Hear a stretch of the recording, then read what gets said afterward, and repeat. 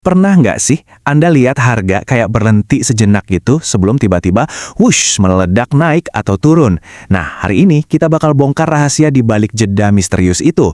Ini adalah konsep price action tingkat lanjut yang namanya flag limit, sebuah strategi jitu buat ngebaca jejak para trader profesional. Anda pasti pernah ngalamin kan? Harga lagi deketin level kunci, entah itu support atau resisten, tiba-tiba dia melambat. Seolah-olah kayak lagi ngambil nafas dulu sebelum lari kencang. Well, jeda yang kelihatannya tenang ini sebenarnya adalah medan pertempuran sengit. Dan kalau kita bisa ngerti pertempuran ini, itulah kunci dari konsep flag limit. Oke, ini dia peta perjalanan kita buat nguasain konsep flag limit. Kita mulai dari misteri di balik jeda pasar, terus kita bedah anatominya, kita pelajari 4 tahap pembentukannya, bedain mana sinyal bullish dan bearish, sampai puncaknya gimana cara trading pakai strategi ini layaknya seorang pro. Yuk, langsung kita mulai. Pertama-tama, yuk kita pecahin dulu misteri jeda pasar ini. Apa sih yang sebenarnya terjadi waktu harga kelihatan tenang sebelum badai datang?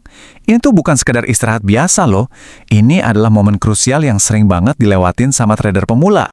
Jadi apa itu flag limit? Gampangnya gini deh, konsep ini akarnya dari metodologi trading canggih kayak supply and demand dan RTM. Bayangin aja ini sebagai medan perang terakhir. Tepat sebelum harga berhasil nembus benteng support atau resistance, terjadi pertarungan sengit di sebuah area kecil. Nah, area pertempuran inilah yang kita sebut flag limit. Namanya flag limit itu sendiri sebenarnya udah ngasih petunjuk gede loh. Coba kita bedah ya dua kata ini, flag dan limit. Karena disinilah kunci buat nangkap logikanya. Nah, lihat deh, simple banget kan? Flag atau bendera, yaitu area konsolidasi kecilnya itu, momen istirahatnya. Sementara limit, ini nunjukin perannya sebagai batas atau rintangan terakhir. Area ini jadi penentu akhir, harga punya kekuatan buat nembus atau melobakan mental lagi. Oke, teorinya udah dapat. Sekarang bagian yang paling seru, gimana cara kita nemuin pola ini di chart?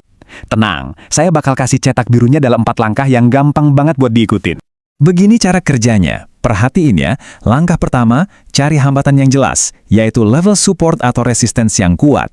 Langkah kedua, lihat harga ngebentuk flag, sebuah base konsolidasi kecil, persis di dekat hambatan itu. Langkah ketiga, ini momen kuncinya, terjadi breakout, sebuah ledakan harga yang berhasil nembus hambatan tadi.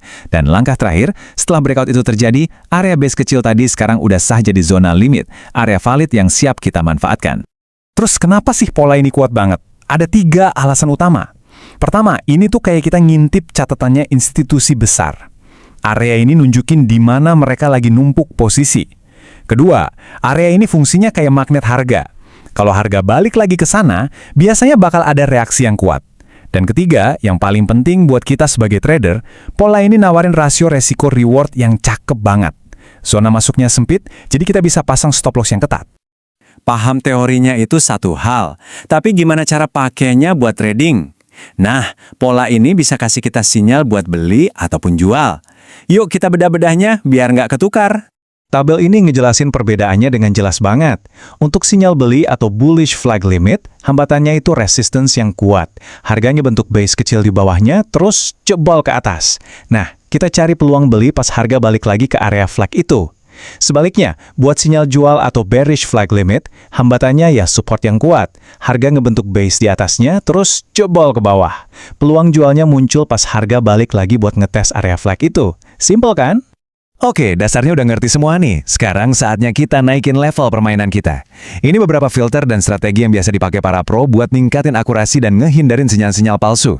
Ini aturan paling penting. Tolong diingat baik-baik. Sebuah area konsolidasi baru sah disebut flag limit kalau setelah dia berhasil memicu breakout di level support atau resistance yang signifikan. Tanpa breakout yang kuat itu, ya area itu cuma pergerakan sideways biasa aja, nggak ada artinya buat kita. Jadi, coba deh pakai checklist pro ini. Pertama, wajib ada breakout di level SR yang penting. Kedua, perhatiin kekuatan momentumnya. Breakout yang kuat dan meyakinkan itu jauh lebih valid. Ketiga, cari konfirmasi tambahan dari FTR atau fail to return. Maksudnya, setelah breakout, harga coba balik lagi ke level yang ditembus tapi gagal. Nah, kegagalan ini makin mengkonfirmasi kekuatan zona flag limit kita. Dan ini dia, teknik yang misahin trader amatir dari profesional, analisis multi-time frame. Caranya gini, pakai time frame gede, kayak H4 atau daily, buat nemuin flag limit yang paling kuat dan signifikan. Kalau udah nemu, baru deh kita turun ke time frame kecil, kayak M15 atau M5, buat nyari titik masuk yang super presisi dan ngoptimalin resiko kita. Nah, sekarang giliran Anda. Coba deh minggu ini buka chart favorit Anda dan mulai berburu. Kira-kira pola flag limit mana yang bakal Anda temuin? Yang bullish atau yang bearish? Latih terus mata Anda untuk melihatnya. Karena ini bukan cuma soal ngenalin pola, tapi ini soal mulai bisa ngebaca cerita yang lagi diceritain sama pasar.